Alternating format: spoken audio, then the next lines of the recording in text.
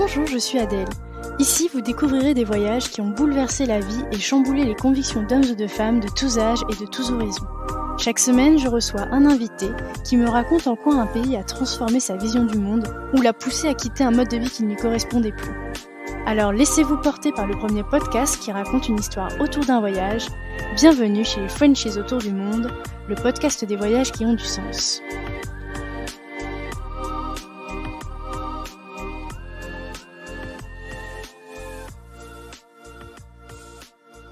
Si vous voulez suivre les coulisses du podcast et être informé des dernières nouveautés, n'hésitez pas à vous abonner au compte Instagram et au compte Facebook Frenchies autour du monde. Les liens sont directement dans la description de l'épisode. Le podcast est également diffusé toutes les semaines sur la web radio Allô la planète. Je vous souhaite une belle découverte sur allolaplanète.fr. Salut les Frenchies! Avec cette actualité un petit peu déprimante, juste un chouïa, j'ai eu envie de bousculer un petit peu ma programmation pour vous faire découvrir un échange que j'ai eu avec une femme incroyable l'année dernière.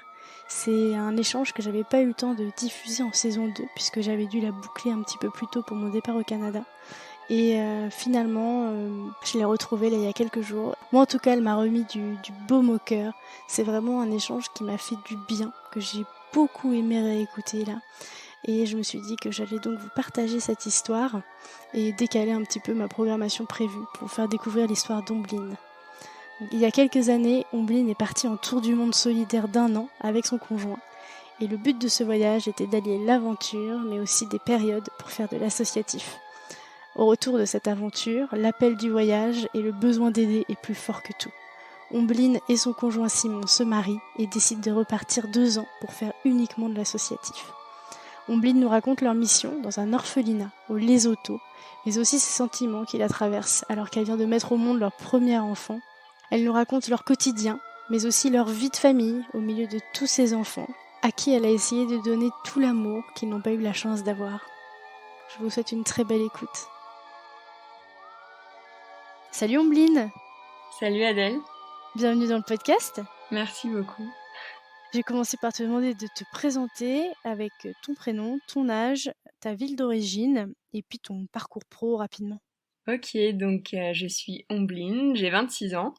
Je viens de Paris d'origine, mais en fait ça fait longtemps que j'en suis partie parce que après mon bac, je suis allée faire des études de droit en Angleterre. Et après ça, en fait, j'ai beaucoup voyagé, mais je le raconterai plus tard dans le podcast. Donc voilà pour mon parcours. Et du coup, on va parler un petit peu de ton background voyage. D'où t'es venue ta passion du voyage? Est-ce que c'était plutôt dans l'enfance, avec les voyages en famille par exemple, ou plutôt après, en solo? Eh ben, c'est vrai qu'on a voyagé en famille et j'en garde vraiment des super souvenirs, mais c'est plus après que ça m'a vraiment prise. Quand j'avais 17 ans, je suis partie au Mexique pour un voyage solidaire avec un groupe d'amis et une association où on a aidé à la construction d'une maison pour une famille très défavorisée. Et c'est vraiment ça, c'est vraiment l'authenticité de ce voyage, la simplicité des rencontres et la profondeur des échanges qui m'a tout de suite vraiment mis le pied à l'étrier, et toutes les années suivantes, j'en ai profité pour partir à nouveau. Ton premier voyage, c'était ce voyage solidaire du coup? Bah, mon premier voyage, c'était 1 mois au Mexique, voilà, dans un groupe avec des amis. Et l'année d'après, je suis partie en Inde à nouveau en voyage solidaire. C'était à nouveau un mois et demi. Et ensuite, l'année suivante, je suis partie en Bulgarie dans un orphelinat. Et l'année d'après encore au Burkina Faso. Et tout ça m'a menée à penser à un sujet plus gros, qui est une année autour du monde avec mon fiancé à l'époque. Un tour du monde solidaire en fait. Et donc, toi, avant tout ça, tu n'avais jamais fait de bénévolat par exemple ou Bah si, j'en faisais un petit peu, mais tu vois, du bénévolat dans mon quartier, quoi, pas à l'étranger forcément, non. Ouais, et donc quand même, tu faisais déjà un petit peu ça, chez toi quoi avant, au départ? Oui, un petit peu, c'est vrai. Bah par exemple avec l'école, l'école proposait parfois des petites actions avant Noël ou des choses comme ça. Et après de mon côté, avec des amis, parfois on prenait aussi part à des actions ponctuelles, mais c'était pas encore très engageant. Déjà, j'étais jeune et en plus, je trouvais que j'avais un emploi du temps chargé. Ouais, non, mais Et ça.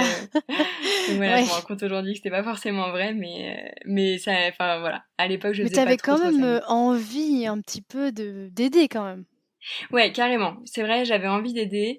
Et en plus de ça, j'avais vraiment cette soif des rencontres authentiques et de la profondeur des échanges que je trouve qu'on a assez facilement quand on voyage et qu'on est hyper ouvert en fait à la rencontre. Et tu sais pas d'où t'es venue cette envie d'aider ton prochain, si je puis dire? C'est dur à dire, non, je sais pas vraiment d'où ça m'est venu. Je pense que j'ai eu l'occasion, voilà, une fois de commencer et voilà, je m'en suis pas remise. OK. Et donc, bah, on va parler, un petit peu donc de ce enfin un petit peu, beaucoup même de ce tour du monde, solidaire que tu as voulu, faire. Où est-ce que tu en es dans ta vie au moment où tu décides de faire ce tour du monde? Alors à ce moment-là, je suis dans ma dernière année. Alors attends, non, excuse-moi.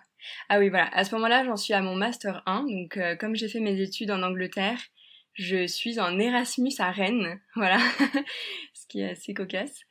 Donc me voilà en Erasmus à Rennes et mon amoureux de l'époque me dit que donc lui il finit ses études cette année-là et il me dit qu'il a pour projet de partir en voyage avec son meilleur ami pendant un an. Et en fait, on a cheminé avec cette idée, etc. Son meilleur ami n'a finalement plus envie de faire ça. Et moi, je pouvais prendre une année de césure. Et du coup, je lui ai dit, bah, enfin, on pourrait faire fusionner nos projets parce que moi, j'avais dans l'idée de partir un an, mais dans une seule association. Mais plus tard, enfin, pas forcément à ce moment-là de ma vie. Et lui avait toujours cette idée de partir. Bon, sans son meilleur ami, c'était un peu compliqué, mais il avait quand même toujours cette volonté de partir.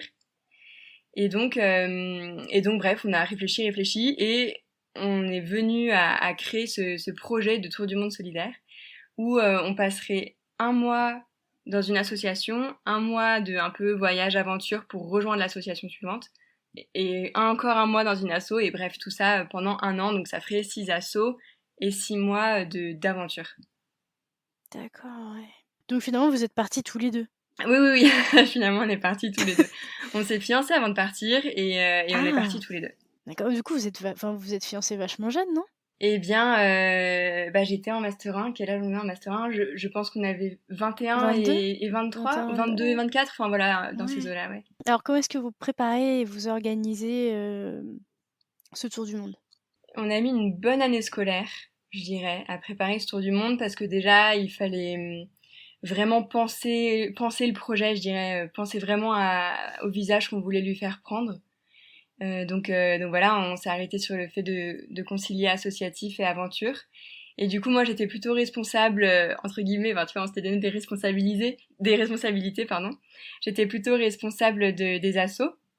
Donc j'ai cherché des assos, tu vois, je voulais que ce soit des assos de confiance, ou soit j'aurais déjà eu une expérience avec elles, soit des amis auraient déjà eu des expériences dans ces assos pour être sûr de ce dans quoi on s'engageait, parce que quand même un mois, je trouvais que c'était important d'être, voilà, que ce soit une asso sérieuse, quoi. Et Simon, il s'occupait plus de son côté de la partie aventure, en fait, comme il disait, entre les deux assos. Donc en fait, moi, j'ai vachement organisé, j'ai prévenu à l'avance les associations, etc., un peu défini nos rôles.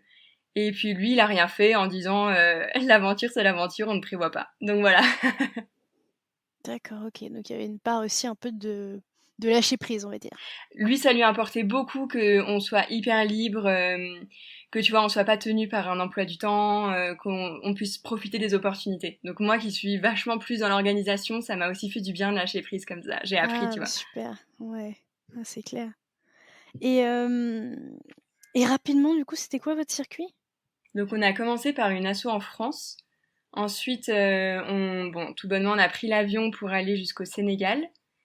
On a passé un mois au Sénégal dans une asso. Et là, on a fait du bateau stop où on a trouvé, enfin voilà, on a trouvé un voilier qui nous a emmenés jusqu'en Martinique. Et on a rejoint ensuite le Brésil où on avait une asso. Et ensuite, il y avait une autre asso en Bolivie. là, on a pris un giga avion pour aller jusqu'au Vietnam.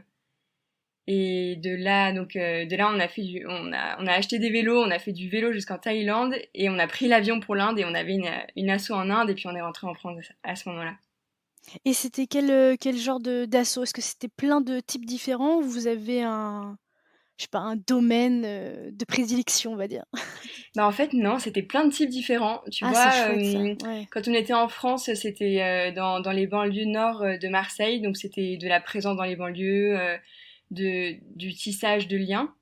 Et ailleurs, c'était un orphelinat, c'était des personnes âgées, enfin, il y avait vraiment, c'était hyper divers, quoi, vraiment de tout, ouais.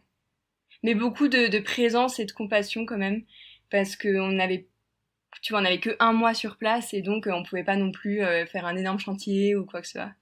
Ouais, bien sûr, ouais. Et est-ce que tu peux nous donner des moments forts, par exemple, de ce voyage?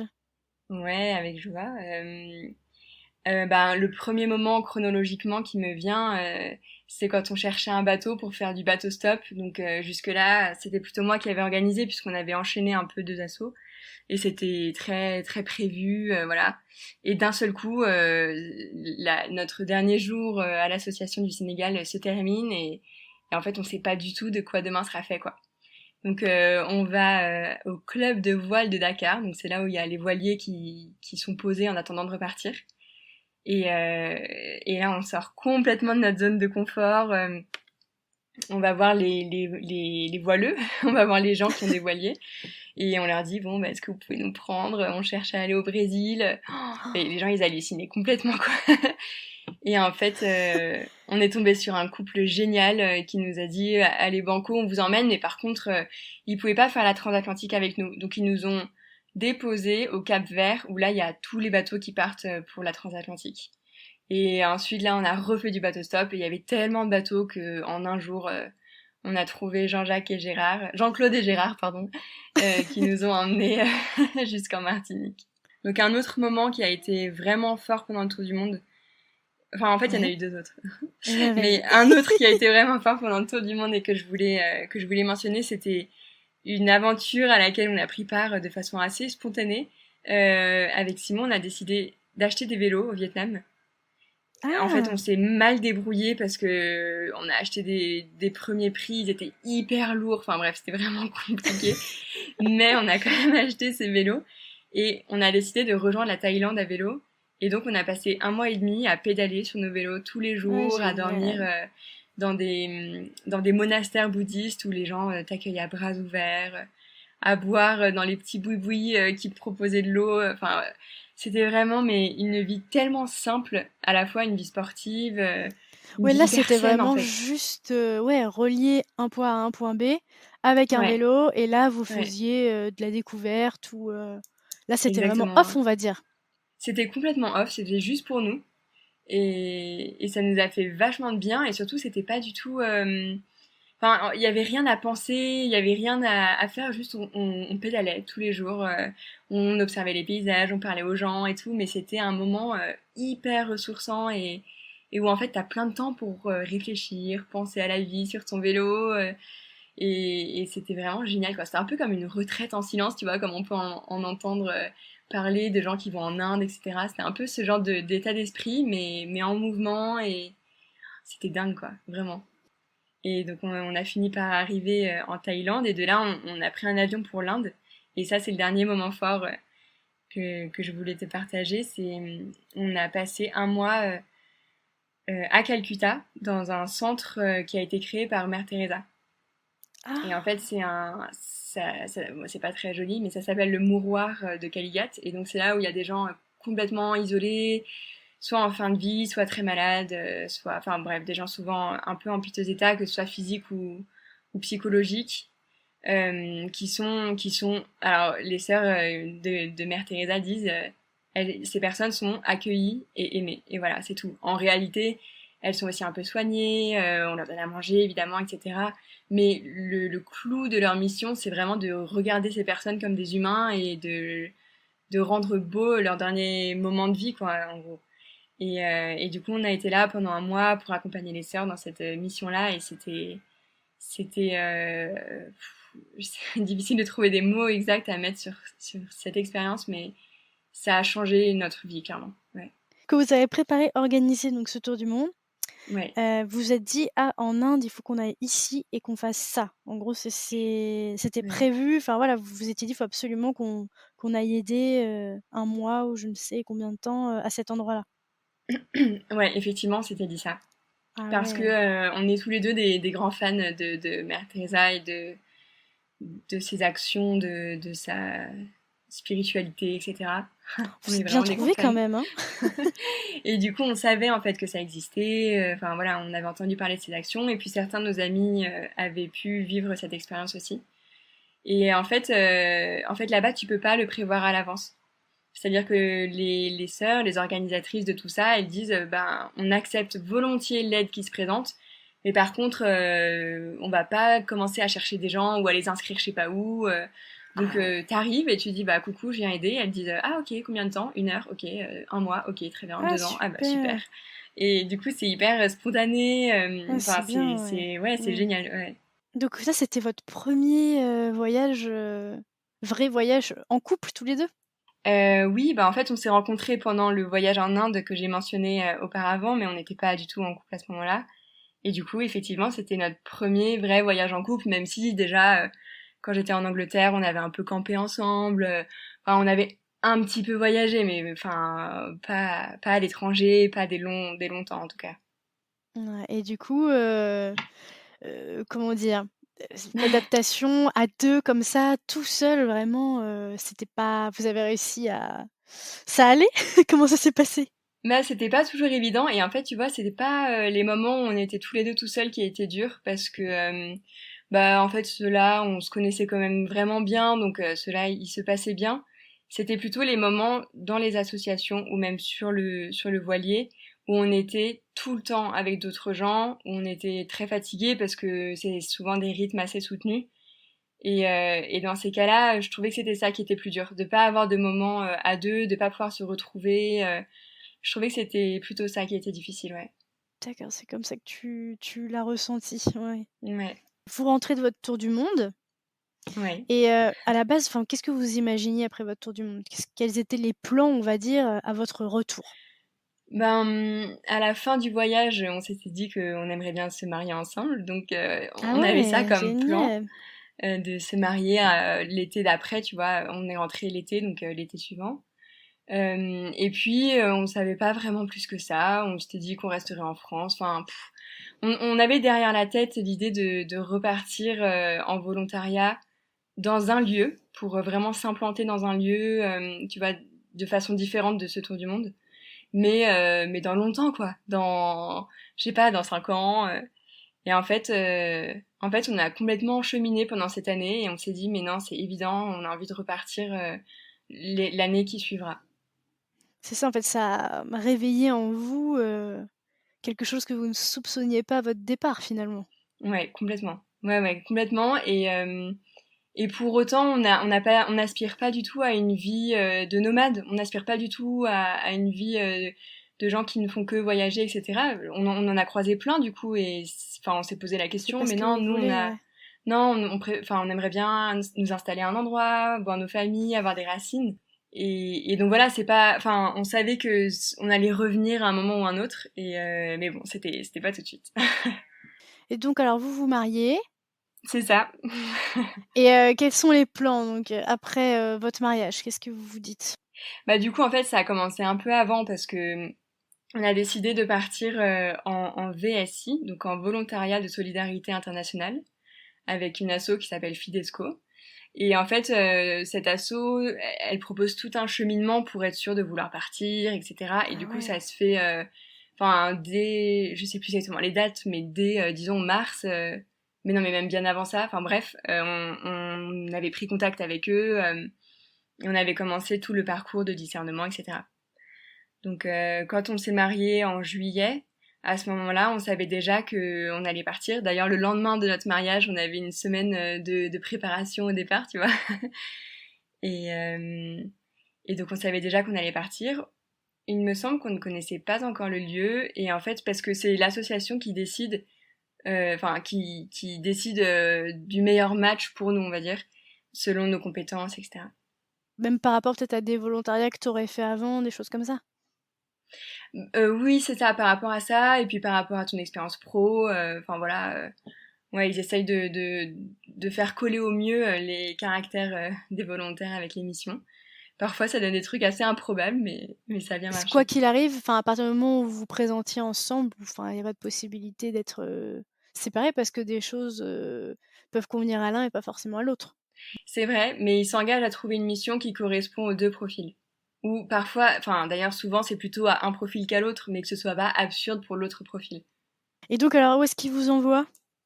Et donc ils nous envoient d'abord en Afrique du Sud, dans une mission qui existait depuis assez longtemps, etc. Donc on part en janvier. Et c'était quoi, du coup? Et on était dans une association qui faisait de l'accompagnement pour la mise en place de projets en Afrique du Sud, de projets dans les zones très rurales. Donc c'était par exemple l'installation de porcheries, de grandes fermes de poules, etc. pour développer ces zones-là. Sauf que, en fait, l'association était en fin de vie, ils avaient des problèmes financiers, etc. Et donc, l'asso a fermé assez rapidement après qu'on soit arrivé, pendant qu'on y était. Oh là là, Bon, ça sympa. a été le petit couac sympa de l'arrivée. Et en fait, j'étais aussi enceinte à ce moment-là. Et donc, il a Ah fallu oui! gérer l'arrivée du bébé, la fin de la mission, Ah là là. un éventuel retour. Enfin, bon, c'était un peu Donc, compliqué. c'est-à-dire que en fait, vous habitiez en Afrique du Sud, c'est Ouais. ça? T'es tombée enceinte? Non, en fait, je suis partie enceinte. Ah, t'es Je suis partie partie ok. enceinte, ouais. Ok, et donc toi, en fait, t'avais dans l'idée que tu allais accoucher en Afrique du Sud, en fait. Tu savais Oui, déjà tout ça. ouais. Je m'étais renseignée auparavant. Ouais, c'était très clair. On s'imaginait commencer notre famille en Afrique du Sud, bon, avec ce boulot mission en parallèle, Ouais, c'est ça. et rester là, quoi, rester là pendant 2 ans. Et en fait, ça s'est pas passé comme ça. Donc bon, on a attendu que le bébé naisse. Donc on a eu 1 mois à peu près sans activité quand le bébé est né, et puis les débuts du bébé et tout. Et une fois qu'on avait le passeport de l'enfant, donc quand il avait 1 mois, on est parti dans notre mission suivante qu'on nous avait dégotée. Et donc on était arrivé au Lesotho, dans un orphelinat.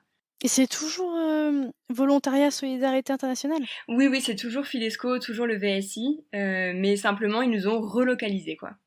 Du fait que l'association dans laquelle vous étiez fermée. Voilà, c'est ça. Comme on était sans emploi, ils nous ont trouvé un autre lieu. Et le Lesotho, c'est juste à côté, c'est 3 heures de route.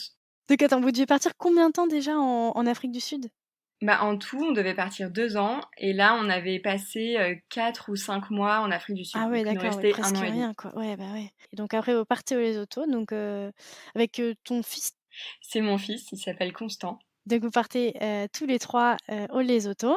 Donc, on arrive dans l'orphelinat. En plus, le trajet, c'était toute une épopée parce que Ah ouais, bah ils raconte. voulaient pas On laisser adore, passer nous. Constant. Ouais, tu veux que je te raconte? C'était, c'était quelque chose. Bah, en gros, on a eu le passeport de Constant.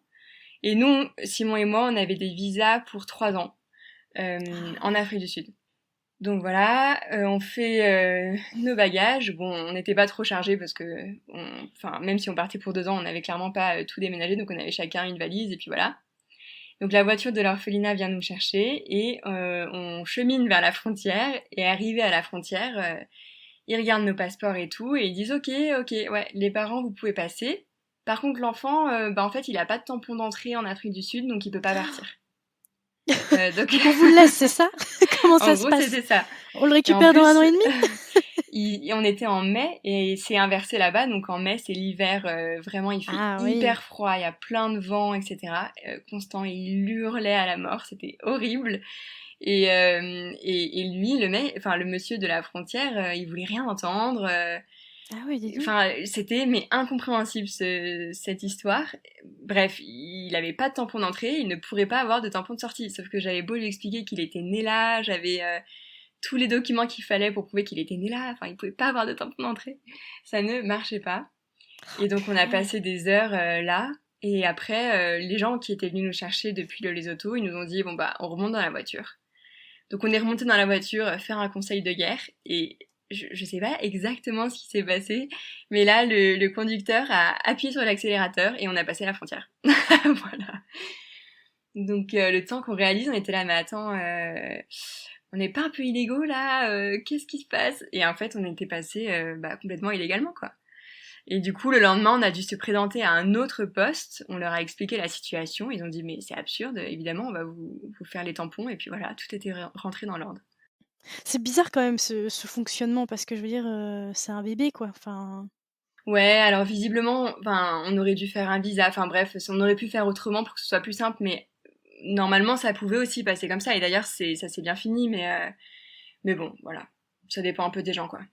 Ouais. Alors vous arrivez donc dans l'orphelinat au Lesotho. Donc pareil, c'est un pays que vous connaissez pas du tout. C'est un pays qu'on connaissait pas du tout et tellement différent de l'Afrique du Sud parce que l'Afrique du Sud c'est hyper développé, c'est des grandes maisons, souvent les gens ils ont des piscines, enfin alors après bien sûr ça côtoie aussi une grande pauvreté puisqu'il y a des sortes de bidonvilles autour de chaque ville. Mais bon enfin c'est des habitations, des maisons des gens qu'on pourrait voir en Europe, en Amérique quoi. Et là, le Lesotho, soudainement, c'est un des pays les plus pauvres du monde, c'est hyper rural. Alors, en fait, c'est le jour et la nuit, tout simplement. Donc, on arrive, on est hyper marqué par ces différences, et à la fois, on est aussi hyper heureux parce que c'est une plus grande authenticité aussi dans les échanges. Tu vois, en Afrique du Sud, les gens, ils étaient vachement chez eux, derrière leurs barrières. Il y a une grande peur de la criminalité. Ici, tout le monde est dehors, tout le monde se salue. Ouais, c'est C'est une autre vachement ambiance. convivial, quoi. Ouais. Ouais, c'est complètement une autre ambiance. Ouais. Et qu'est-ce que vous avez du coup comme mission à l'orphelinat? Alors Simon, il est chargé de créer une biscuiterie.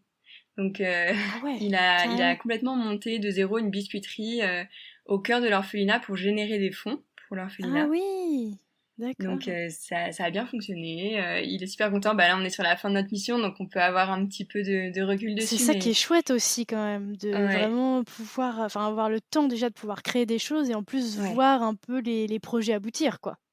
complètement. Ouais, Mais alors du complètement. coup, c'est une biscuiterie, c'est-à-dire, enfin, comment ça se passe? Ils vendent sur Ben internet ou, enfin, comment est-ce qu'ils non, ah récoltent les non, non, dons? non. Mais comment est-ce qu'ils récoltent des dons?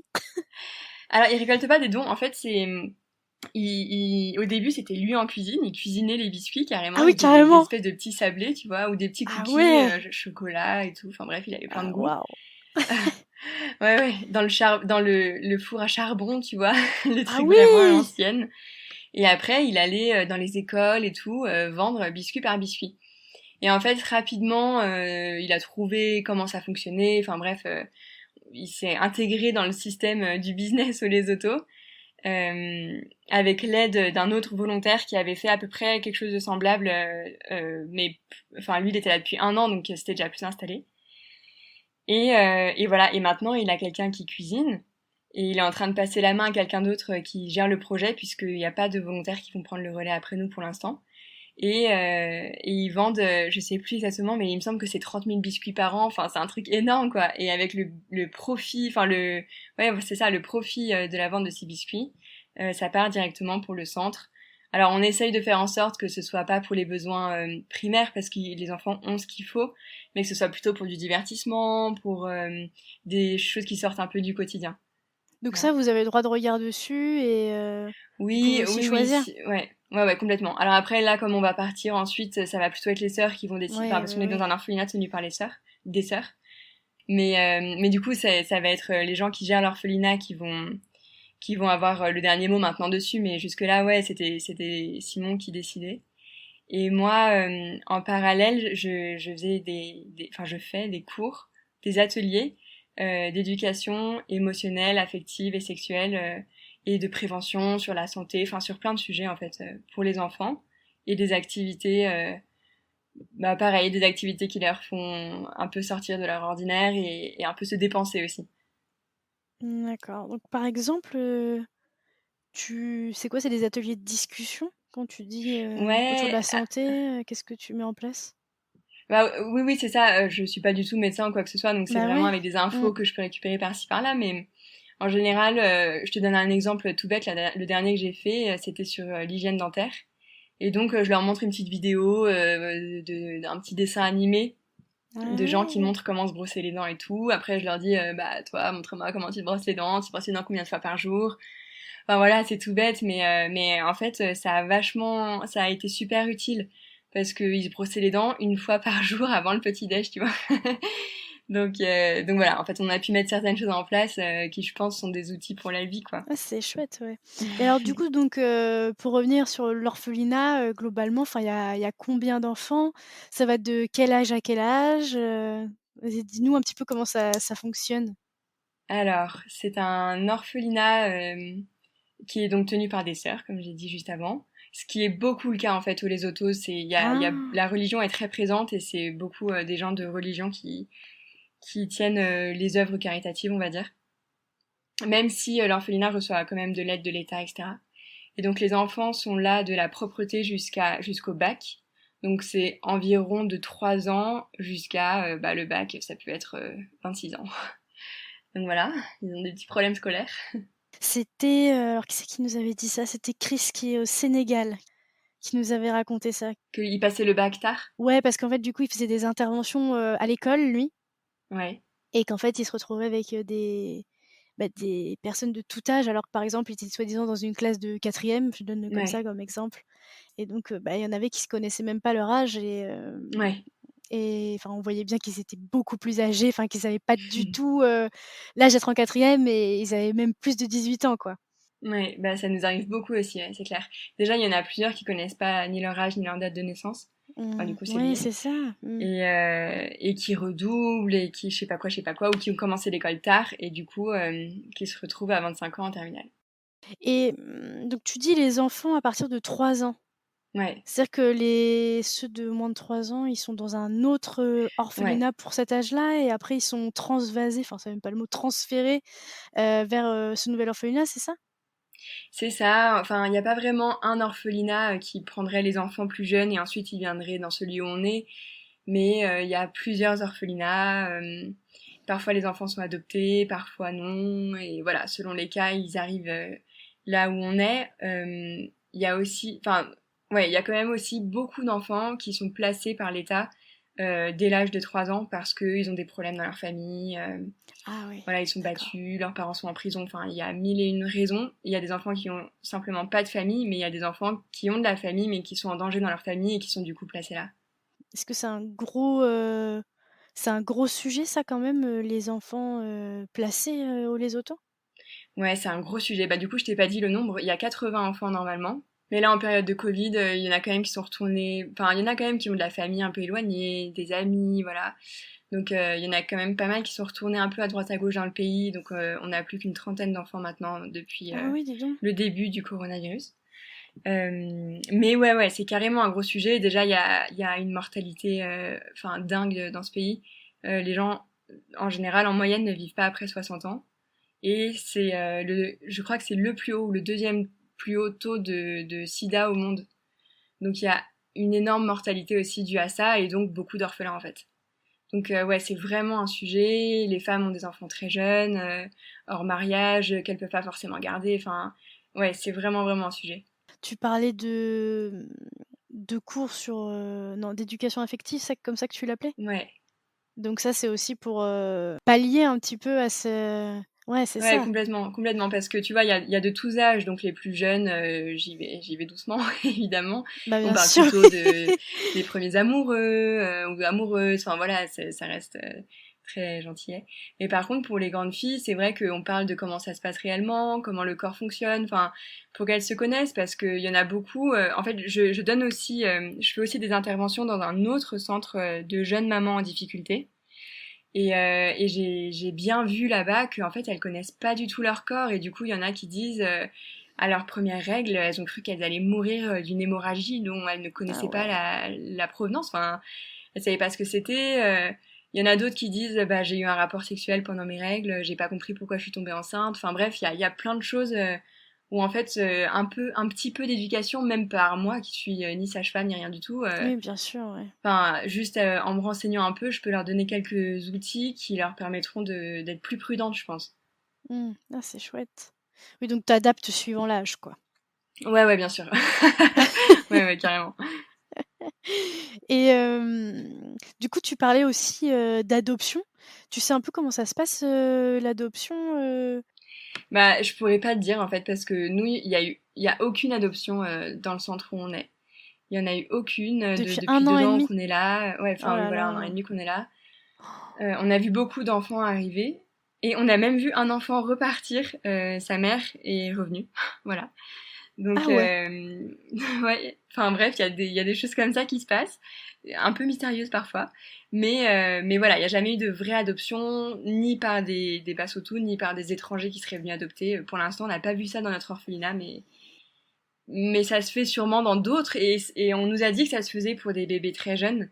Mais tu vois, nous, de 3 ans à 25 ans, non, franchement, non. Ah là là. Et donc, bah, ces enfants-là, après, ils sont, je veux pas dire lâchés dans la nature, mais après, c'est quoi la Bah majorité? ouais. On les fait partir, quoi. On leur dit, voilà, maintenant Bah ouais, t'es. après le bac, ils vont trouver un travail et ils vont survivre. Alors Oh souvent, là là. pardon, souvent l'État sponsorise les élèves pour la suite de leurs études, s'ils veulent faire un petit peu d'études.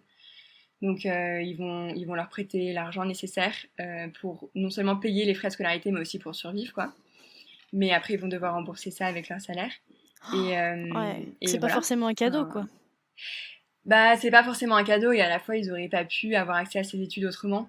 Et ils Mm. remboursent ça sur leur salaire sur des années, des années, des années. Donc en Oh là fait, là. voilà, c'est pas non plus trop lourd au quotidien, mais c'est sûr que oui, les enfants sont lâchés dans la nature. Certains s'en sortent très bien, pour d'autres c'est plus dur. C'est pas évident à suivre. Et toi, en plus, t'es devenue maman juste avant d'arriver de cet orphelinat. Qu'est-ce que ça te fait de voir tous ces enfants Ah ouais, bah, sans c'était dur, parents, hein. quoi? Ouais, ouais, c'était vraiment dur. Ben, je dirais que en contrepartie, j'ai vachement couvé mon fils en me disant, enfin, je voudrais surtout pas qu'il vive une carence affective comme ce que je peux voir, parce que les enfants ici, ils ont beau être très fraternels entre eux, hyper liés, il leur manque les câlins d'une maman, quoi, clairement. Enfin, ça se voit. Et avec Simon, on essaye un peu de leur apporter cette attention particulière que des parents ont et que les sœurs n'ont pas forcément avec chacun d'eux. Mais c'est pas évident. Et tu vois, malgré tout, on est quand même pas de la même culture. On part bientôt. Enfin, il y a quand même vachement d'obstacles qui font que on a beau s'attacher, on sait que c'est pas non plus pour toujours et on sait que la rupture va aussi être difficile, quoi. Ah oui, c'est clair. En même temps, oui, plus tu vas donner d'affection pendant que tu y es, plus ça va être dur, quoi, aussi, après de partir. Bah c'est vrai, et à la fois je pense qu'il faut pas se priver de donner tout l'amour qu'on peut pour le temps qu'on est là. Même, tu vois, pendant le tour du monde c'était pareil, on était là que pour un mois, et je pense qu'on peut quand même apporter plein de choses. Et évidemment nous on reçoit au centuple, mais on peut quand même vraiment aimer même pendant un mois, même pendant 2 ans, et au mieux ça les marquera et ils aimeront quelqu'un comme ça en retour, et au pire ben au pire, ce sera un petit peu dur, mais ça reste un beau souvenir, tu vois, d'avoir été en lien comme ça avec quelqu'un, je trouve, malgré tout. Et on espérait de tout notre cœur qu'il y ait d'autres volontaires qui prennent notre suite. Alors, c'est pas possible tout de suite, avec le Covid et tout, mais ça va sûrement l'être dans les mois à venir. Et donc, ça, c'est quand même un réconfort de se dire que, voilà, il y aura d'autres gens qui pourront jouer un peu ce rôle-là aussi après nous. Parce que du coup, là, vous êtes que tous les deux à apporter votre aide aux sœurs. Il n'y a personne d'autre. Bah, dans cet orphelinat, effectivement, ouais. Après, dans les autos, on est 4 familles. Oh, dis non, mais c'est pas beaucoup. Ouais, mais il faudrait qu'il y ait plus de volontaires. C'est Appel ça, aux c'est qu'il y a volontaires. il y a un manque de personnes qui se portent volontaires pour partir. Ben, pour l'instant, toutes les missions ouvertes sont remplies. Ah oui, Donc quand il y a quand même. même pas mal de volontaires, tu vois, Ok. mais bon, on peut toujours faire mieux, c'est sûr. Et donc, mais, qu'est-ce que vous faites de constant toute la journée quand vous travaillez? Et ben, au début, je m'en occupais encore beaucoup, et tu vois, pour préparer mes cours, etc., je faisais ça pendant qu'il faisait la sieste. Et ensuite, je le confiais à Simon pendant 2 heures, et puis j'allais donner mes petits cours. Donc jusque-là, enfin tu vois, c'est un rythme quand même assez tranquille. Les enfants, de toute façon, ils étaient à l'école la journée, donc ils revenaient vers Ah 15h30. mais oui, oui, Et, tu as des plages horaires, et voilà, ça s'y prêtait vachement bien. Maintenant qu'il est plus grand, qu'il dort moins longtemps, qu'il bouge partout, c'est plus possible de faire comme ça. Et du coup, on a une nounou, une Mosotou, donc une habitante du Lesotho, c'est comme ça qu'on les appelle, super! qui vient à la maison s'occuper de lui en fait. Mais en fait, c'est génial parce que elle le sort, enfin elle ouvre la porte, et à l'extérieur, c'est l'orphelinat, on habite vraiment dans l'orphelinat.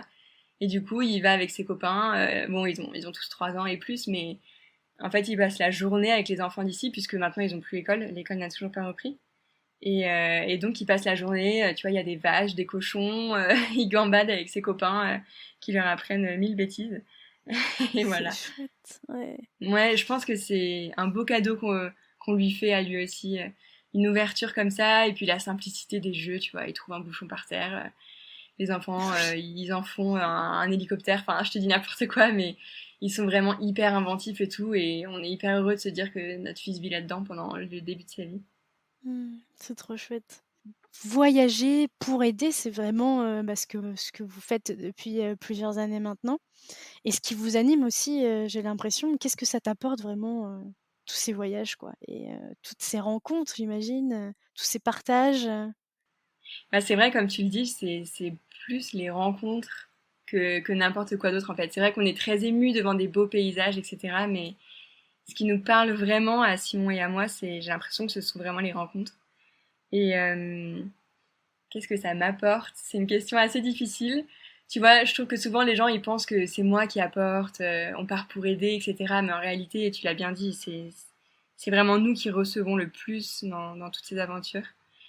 Et je pense que déjà, ça m'apporte une grande humilité par rapport bah déjà à l'immensité du monde, aux conditions de vie de la majorité des gens qu'on rencontre au cours de ces voyages, qui étaient quand même dans des pays assez pauvres en général.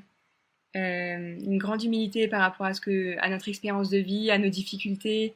Tu vois, en fait, tu peux toujours trouver bien pire. Enfin bon, ça te fait quand même pas mal relativiser, je trouve. Et, euh, Et ça m'a aussi fait prendre pas mal conscience de l'importance des liens sociaux.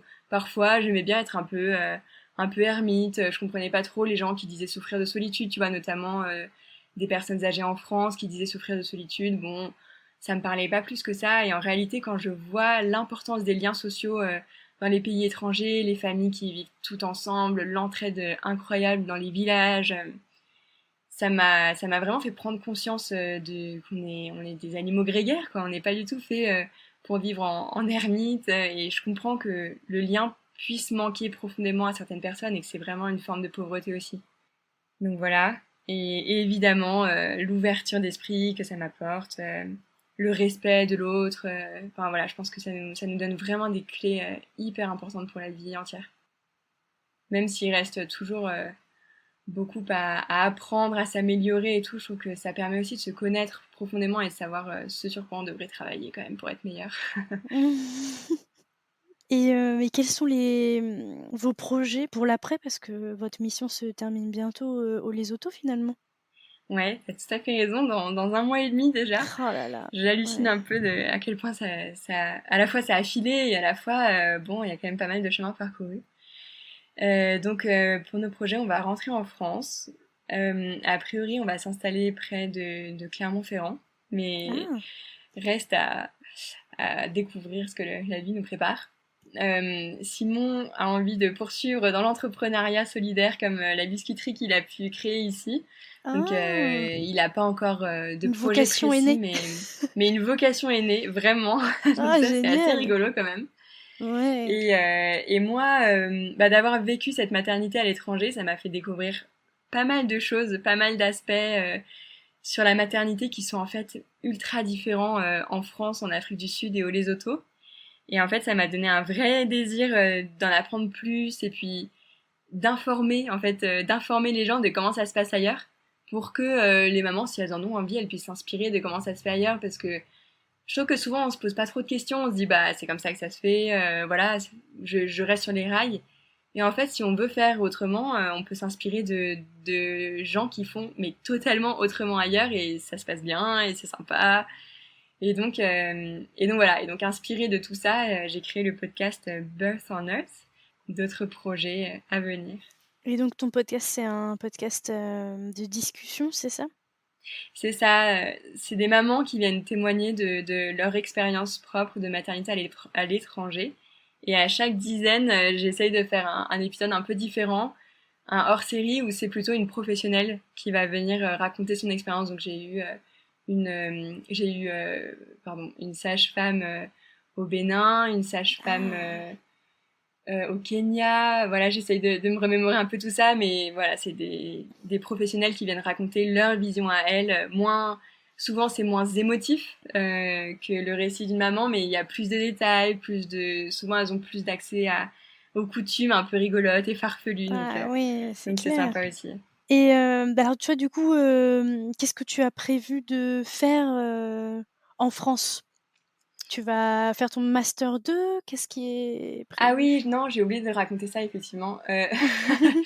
Après mon master 1, donc on est parti une année en voyage, et en revenant, j'avais un master qui m'attendait. En fait, je m'étais inscrite à un master en droit de l'homme en Angleterre, et ils m'avaient accepté, ils avaient accepté de repousser mon entrée d'un an pour ce voyage, justement. Donc je suis revenue, il fallait qu'on rentre pour le 6 septembre, parce que le 6 septembre j'avais cours. Donc on est revenu le 5, non j'exagère, mais on est revenu peu avant. Et pendant cette année, j'ai fait mon master, on a discerné pour partir à nouveau en VSI, et on s'est mariés, voilà. C'était une année chargée. Ah, ok, donc là, du coup, tu vas chercher du boulot? Donc là, en fait je suis un peu en réflexion, Bah je ouais, parce vais... que tu vas avoir Ouais. ton deuxième enfant Bah en déjà, plus. je vais pondre ce deuxième enfant en février. Et ensuite je présente une passerelle pour rentrer en école de sage-femme. C'est Parce que pas vrai. j'aimerais énormément devenir sage-femme, Ah, mais c'est assez compliqué, assez compétitif, etc. Donc voilà, je m'accroche pas trop à ce rêve, même si ce c'est serait en vraiment l'option réflexion. idéale. Eh ben écoute, mon Blin, je te remercie beaucoup pour le temps que tu as bien voulu m'accorder pour répondre à toutes mes questions. Mais merci à toi, Adèle, c'est vraiment un super podcast. Ah, c'est gentil, merci. Ben, je te dis à très bientôt. Mais ouais, à très bientôt. Salut Adèle.